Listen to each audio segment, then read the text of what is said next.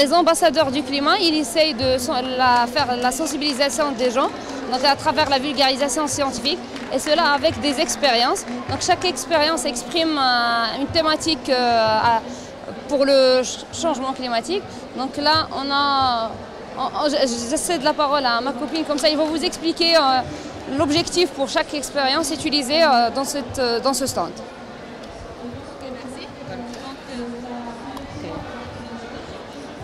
Tout d'abord, on commence par cette expérience qui montre comme quoi que l'élément qui absorbe la plus grande quantité de chaleur est l'eau.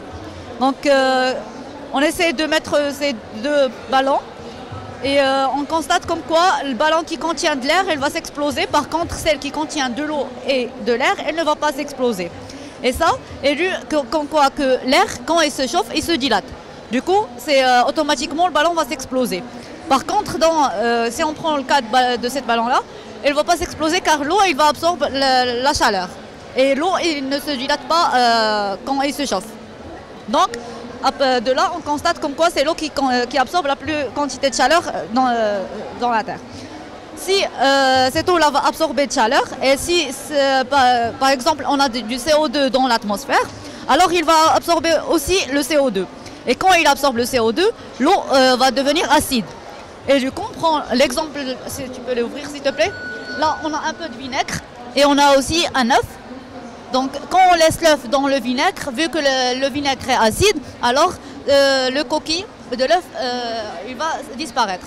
Et du coup, le résultat, c'est qu'on obtient cet œuf-là. Il va devenir mou. Ça, c'est pour expliquer comme quoi que si l'eau devient acide, alors tous les éléments qui contiennent du coquille dans l'eau, ils vont disparaître. Et toute la chaîne alimentaire, on va avoir un déséquilibre dans la chaîne alimentaire. Là, on a une autre expérience, c'est l'élévation du niveau de la mer.